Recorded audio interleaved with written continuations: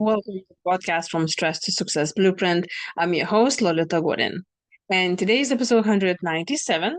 And I want to start a series of giving you advice on three things that you can do to solve something that has to do with stress and burnout. So today, I wanted to start talking about, well, I'm like tell you three things that you can do right now that can help you with overthinking and overanalyzing.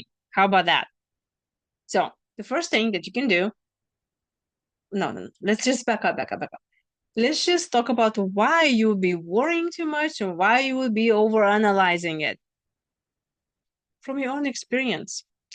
If by now you learn that, well, there's some things happen bad in your life and you don't know how to handle them, that's probably something that you're trying to save yourself from, again, being hurt and being in the position where you cannot control things. So then you start worrying. I think that's the number one thing that we stress so much about is about it. We feel that we cannot control some things and people, situations, future, and we have a tendency of over analyzing and worrying and oh my gosh, and what's gonna happen? And that is definitely using too much of your energy, and it can later on, well, you can see that in your body because it can even hurt somewhere in one specific place when you start thinking about that thing. And if you've been through this, leave me a comment below and tell me, yes, been there, I know what you're talking about. Okay, so here are the three things that you can do to stop that um, overthinking on constantly worrying about things, right? So the number one, and that is one of my favorites, you set a time when you will worry. Schedule it. Let's say it's Wednesday afternoon at 3 p.m. Wednesday, 3 p.m. Okay.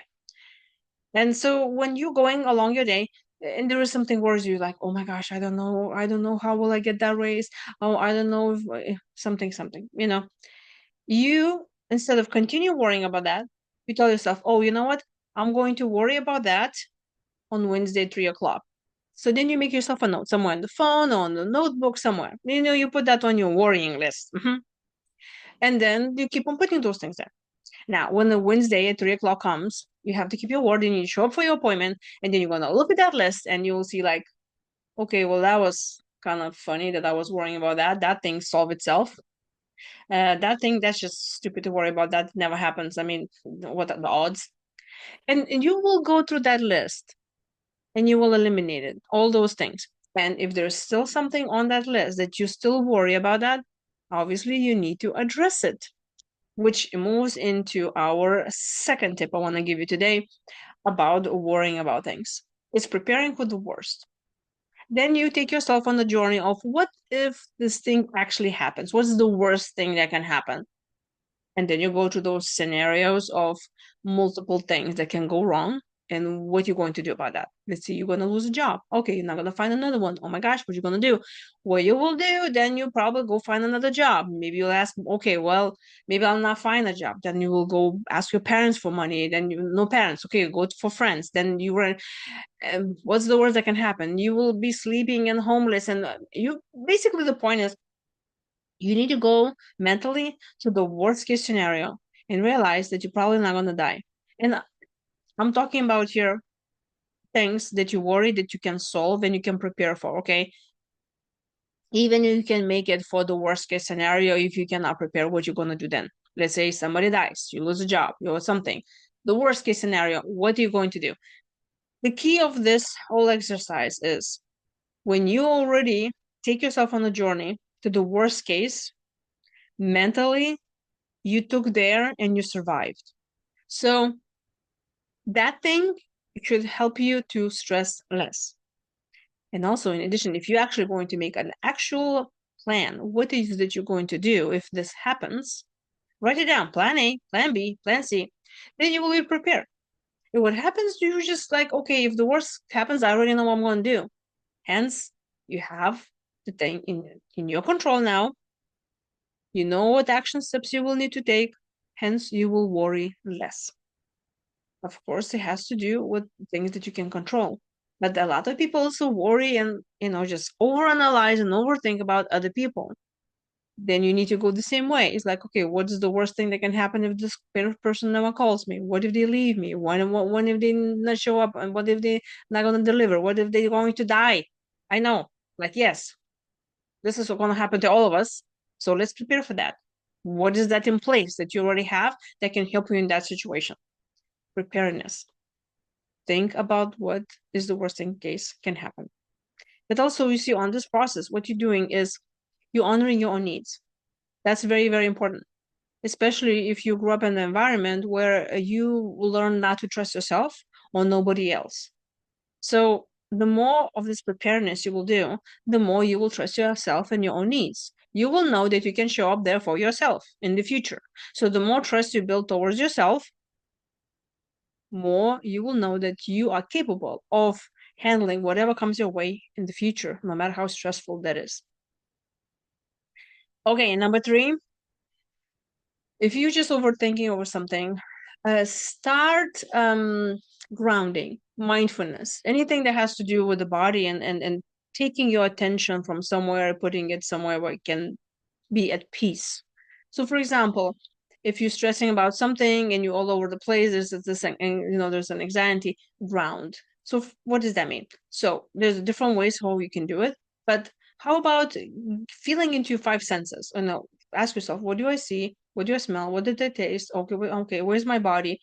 And if you, let's say, in a crowd or even yourself, you can just stand up and you stand on your toe and you shift your waist from toes to your heels, and you're just rocking yourself and you're feeling in. You just feeling in. What it is just kind of comes into now moment away from those thoughts, because the thoughts, overthinking, overanalyzing is like a train. You get on there and it just runs. It's very hard to stop it. So when you start already feeling it, that you will be jumping on the train of overthinking, overanalyzing it, stop yourself with distracting yourself somehow. And for those who, let's say, it's already too late and you are over super anxious and stressed out and you're like, oh my gosh, I'm in this panic attack, do something that will shock your brain, such as go take a cold shower. Why it works? Because it distracts your thinking towards something, oh my gosh, my body's in danger, it's cold. So, and that will get you out of that shock. Also, you can eat candy like, very sour something, or sour sweet candy, something that is, will be so shocking that it will distract you. Basically, that's what it is. If you're already on that train that is about to jump off the cliff. So I can talk for hours, but I told you I will be only 3. So please let me know in the comments below. Did you find any of those tips and tricks useful? And if you have your own that works very well, please leave me a comment below. And I think when we are sharing our experiences with others, we inspire everybody else to take care of themselves and show that it's everything possible. We learn from each other. And of course, if you need more help, you're welcome to go to my website, beamazing.com, and book a session with me. And I have my book, Stress Management Journal for Adult Children Alcoholics. It's live on Amazon. So if you like, what, go there and get the original book and then get the journal and start working on your wounds. In that book is not only for adult children alcoholics, it's like for anyone who didn't feel like they were loved and supported and seen in their childhood, because emotional abuse or physical abuse or any kind of abuse, it kind of has the same patterns, that you probably have the same wounds, like that we all share. So go check it out, my book. Not check it out, buy it, and then buy to those who that you think you can help, because you know what, guess what, holidays are coming. And if you have those people you're like, I have no idea what to give them, how about self-development book? Yes, a few of them. And if you're still here and this is the first time you're here, or even if you're a repeat, thank you so much for listening in for so long. Thank you so much for coming to my channel. And if you have not subscribed to it yet, please do so. And tomorrow I'll be talking about another 3 great tips and tricks how to manage something else that has to do with stress management. So come check it out.